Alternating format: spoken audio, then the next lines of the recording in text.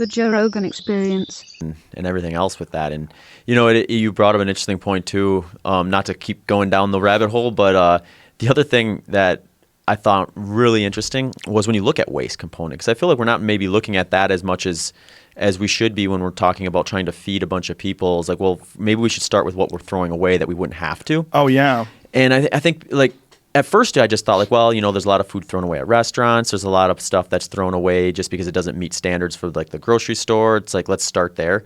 And I actually had asked Dr. Schindler about that. And he actually did a study with some of his grad students where they looked at, I think they took 30 white-tailed deer and they processed it down to, like, the very last potential calorie to find out how much is wasted, even in, like, a deer that, let's say you go and you shoot a deer and then you take it to the process and get it all done. He said it was between like 13 to 30 days worth of human nutrition that gets wasted in a single white-tailed deer. Whoa. So, like... Well, here's the problem with that idea. Waste is only if you do something with it. If you leave it in the field, there's no waste. Right. Mm-hmm. Like, if you just killed a deer, it's not, and just left it there, there's no waste. Mm-hmm. You're feeding animals. Right, that's true. They're going to absolutely destroy that thing. It's going to be gone in a short period of time, including the bones. They'll eat the bones, and if they don't eat the bones will eventually deteriorate and become part of the soil.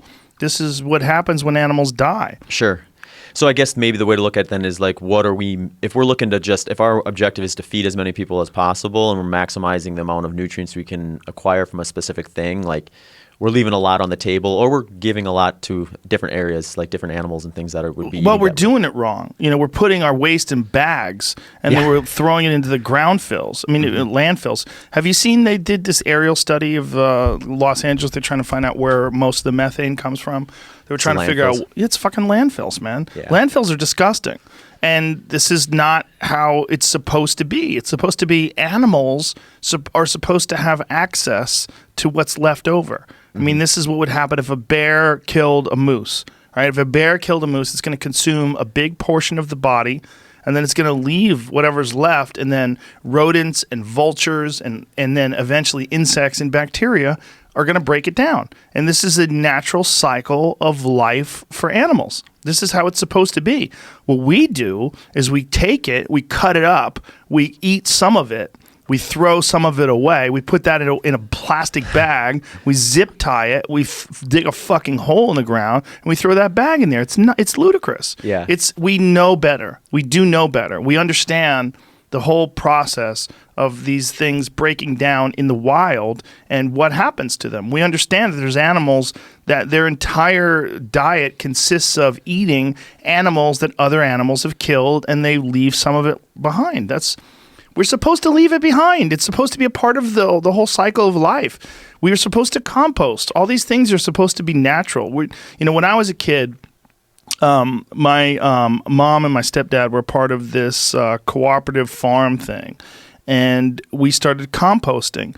And we didn't do it for very long because we eventually wound up moving and we stopped being a part of this thing. But I thought it was really interesting because I was a little kid. I think like, oh, I never thought of that before. You take your food waste and you separate it from like paper. Like you have your paper waste and then you have like leftover tomatoes or something like that. And all that would go into one specific bin. And that bin would go into this big thing. It was made with like chicken wire and leaves, and you had a lid over it, and like it was a wood box, and you would throw everything in there, and it would all sort of rot and compost, and then you would take that stuff and you would use it in the garden. And this is how composting is done. This is how fertilizer is made, and this is what you're supposed to do. Yeah. This is like small scale regenerative farming. And what we're doing as assholes is we take our food, we put it in fucking bags, we zip tie it shut, and we chuck it in the ground. And it's dumb. It's a really dumb way of doing things. I just feel like that is something that we could really leverage at the educational level. Like, we've got schools where we're housing these kids, and like, one of the biggest hurdles I think is like we got them indoors sitting in desks for 7-8 hours a day. And then why not get them out and learn that and do that? And we have these mini little like regenerative areas. So sure. Then you learn it, and then it doesn't get forgotten when you're an adult as easily. Well, we're so enamored with this idea of working. we're so enamored with this idea of getting a job. We're so enamored with this idea of the structure of civilization as it stands in 2019 is the way to go. So we're teaching kids how to complete this life that they're born into, the way it's established for their parents, the way it's established for their neighborhood. Get in your car, drive to work all day, come home, eat what you can, throw the rest of the garbage, go back to work in the morning. And this is nonsense. This is not how you have to do it. You don't have to do anything. There's a bunch of different ways to live this life, and there's only 100 years if you're lucky. So this thing that we're setting up kids to essentially be as miserable as everybody else before them, doing the exact same thing that everybody else has done. Like maybe you can get lucky, like I have been or like you've been, and you find something that you actually enjoy doing. Sure. Then you get lucky. Like, oh my God, Zach found a job that he really loves and he got really good at it, and now he actually has joy in what he does. But there's a lot of different places in this country alone where you can live and you could do things in a non-traditional manner and you can get by, and you'll probably be healthier and happier than someone that gets stuck in the same goddamn civilization cycle, this industrialized cycle that we're all in. And we don't teach kids that. What we teach kids is here's history, here's math, get your SATs in, get the score, go to the college that you want, get a job. And this is the standard path that seems to be rewarded. And this is and if you say, well, I'm going to drop out and find myself, oh, good luck, loser. You're going to fuck up your life. What are you doing, man? You're not even going to college? Jesus Christ. And it's very unfortunate that we have this incredibly rigid system, and it really makes people feel like, it made me feel like a failure. I didn't fit into the system. Because I have ADD or whatever, emotional issues, whatever I had, I just could not sit still in class and concentrate. I had way too much fucking energy. This was just not for me. I was twiddling my thumbs and tapping the floor and looking at the clock. Is it 3 o'clock yet? Is it 3 o'clock? When that fucking thing hit, I was gone. And I didn't want to do homework. I literally didn't do any homework my entire high school career. I didn't do any. I just got by being smart enough to pass tests by learning what I learned in class and not putting in any fucking extra effort. I just wanted to get out. And I found something that I was good at. I figured it out. I got lucky that I did that. But for a lot of people, they just live these lives of frustration, and they never do find and they're not taught to find a thing. And there's also, I think, there's a great satisfaction to working on something that you enjoy, whether it's working with your hands or working on something that's creative, and working with the land. You talk to people that run their own little organic farms. Like I know this couple that runs an organic farm. And man, when they talk about their food, they talk about the vegetables they grow and the stuff they grow, they beam. They're excited about it. They're excited. It's a natural. There's a gravity that we have towards that. It's a natural human reward to be able to cultivate your own food. If you can make a salad out of some stuff that you grew yourself, man, that feels amazing. It really does. And there's people that could be making a living doing that, and they're never encouraged to do so, and they might be way happier than selling insurance. Yeah, no, I agree. And you could feed other people too, man. I mean, that's the other thing. Like if you could figure out a way to run an organic garden and you do compost, you don't use pesticides, and you do everything organic and everything is regenerative, and you actually can feed people. My God, how good would you feel? Pretty satisfying. Yes. I would think really satisfying. It's not for everybody, but it's got to be for somebody. Yeah. And they're not being, no one's teaching you that in school. Right, yeah. You have to be one of those outside the box thinkers, because school's essentially set up for scale, right? It's set up for, you got 500 kids, you got to turn them into not losers. Yeah. How do I get 500 kids to not be a loser? Well, just standard path, like standard American diets, like standard American education, these standard paths that will work for X amount of people. You get 10 people, 7 of them won't be losers if you just shove them into this machine and pump them out in this fucking form. Yeah. It's a bummer.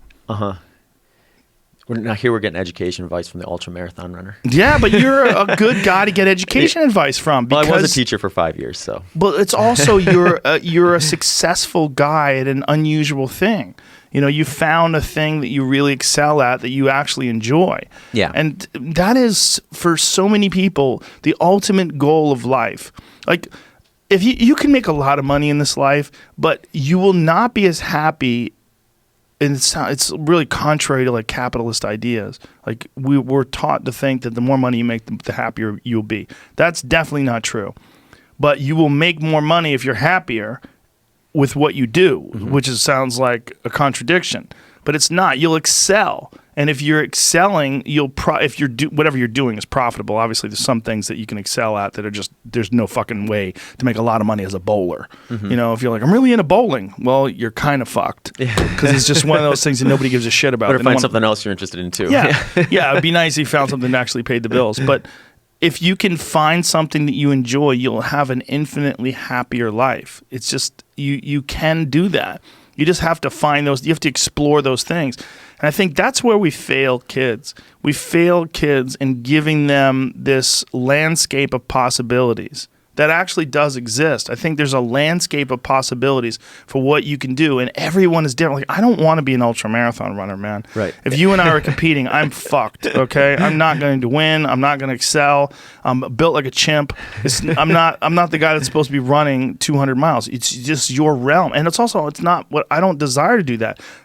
Conversely, if you had to become a stand-up comedian, you'd probably be like, well, fuck this. I don't want to do any thinking about things that's funny. And the first time you bomb, you're like, what am I doing with my life? And it's everybody has a different personality, and these different personalities and these different interests and desires, they take different paths. And I think we need to open that up to people more and just sort of in some way encourage people to seek more. To genuinely try to find the things that interest you. Maybe you should be a fly fishing guide.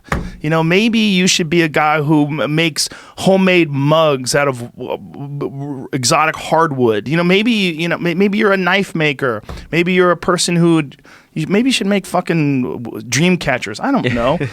Don't make dream catchers. Does anybody really like dream catchers? Those like something you buy and then you put it on the wall and you go, what the fuck am I doing? Why did I do that? I'm like pretending I'm a Native American or something.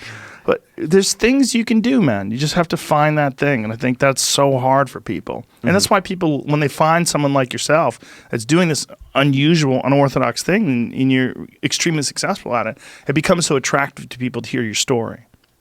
Yeah, and I think I would have never guessed I'd be doing what I'm doing now 10 years ago. So it's equally surprising to me, I think, sometimes. But it is interesting when you think about just where you thought you would maybe be and then where you end up and all that stuff in between. And ultimately, I think you want to be smart about stuff. Like, I didn't necessarily just quit my job and say I'm going to be an ultramarathon runner. You kind of have like a few different options available, or you just keep options open too. Like, for me personally, I like to coach too, so I'm gonna do some of that, and that helps supplement things. And then, podcasting has always been a fun thing to do. So historically, I'd always go on podcasts, and then a couple of years ago, it was like, well, if it's this much fun to go on them, it must be fun to do them too. So, starting these other, I think when people start kind of really exploring where their curiosities are, you find these different avenues too, and it just kind of snowballs a little bit, as opposed to being, maybe you start out making the dream catcher and then you become something else. Right. You just get really into feathers.